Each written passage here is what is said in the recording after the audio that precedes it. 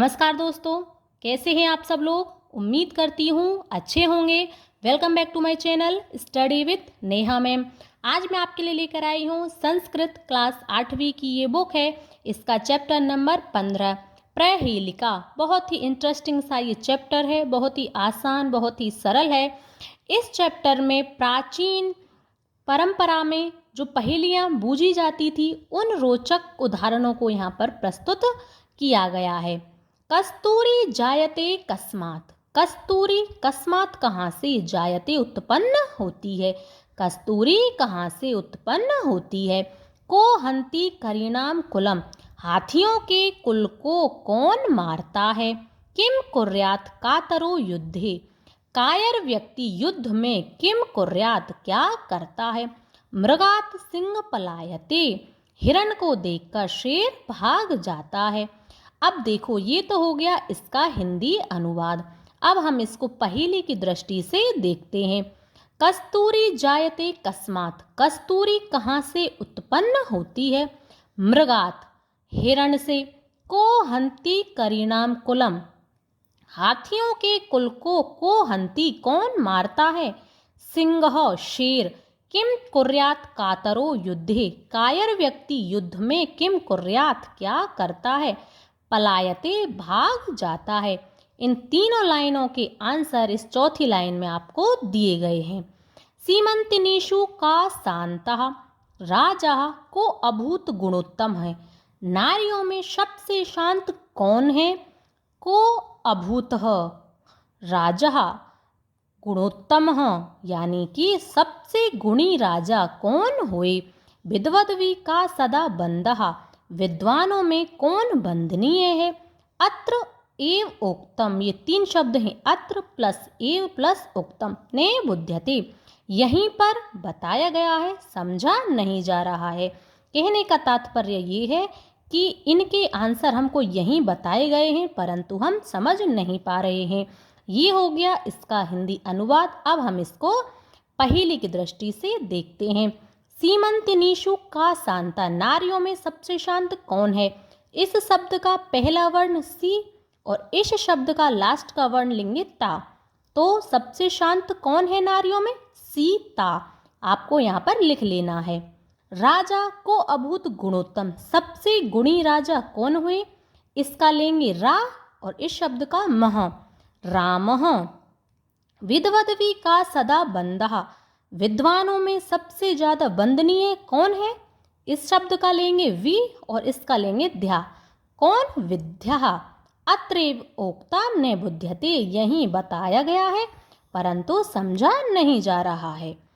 कम संजघान कृष्ण। कृष्ण ने किसको मारा। का शीतल वाहिनी गंगा। शीतल वाहिनी गंगा कहाँ से बहती है। के दार पोषण रतः। कौन पत्नी के पोषण में संलग्न रहता है।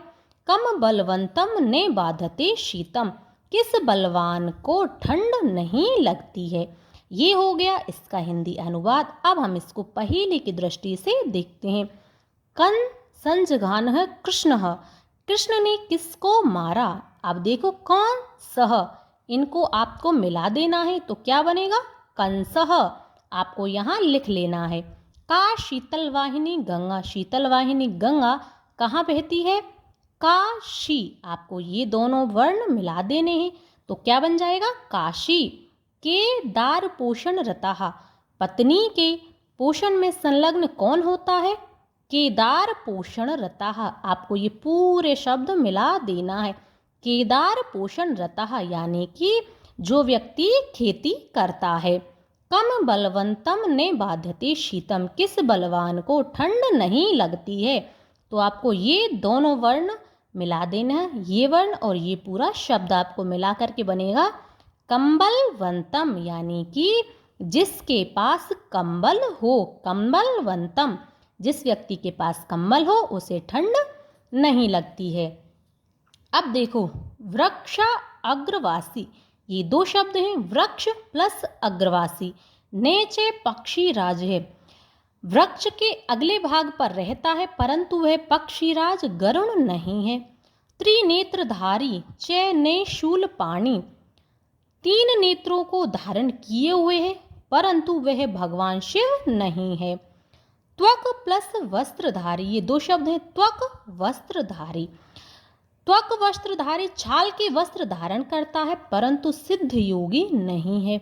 जलम च बिभ्रन्नः, ये भी दो शब्द हैं, बिभ्रत प्लस नः, घटो ने मेघः, जल को अपने अंदर धारण करता है, परंतु घड़ा अथवा मेघ नहीं है। तो कौन होगा? नारियल। कैसे? क्योंकि वह वृक्ष के अगले भाग पर रहता है और उसके तीन नेत्र होते हैं। कैसे? जब आप उसकी वो छाल सी होती है ना, उसको हटाओगे तो आप देखोगे ऐसे करके वहाँ पर तीन निशान से होते हैं।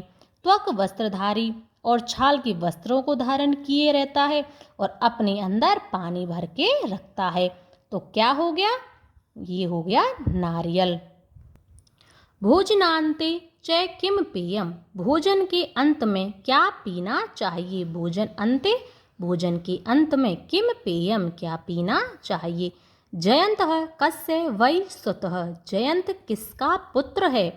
कथम विष्णुपदम प्रोक्तम, विष्णुपदम मोक्ष को कथम किस प्रकार का प्रोक्तम बताया गया है? तक्रम शक्रस्य दुर्लभम, छाछ इंद्र के लिए दुर्लभ है।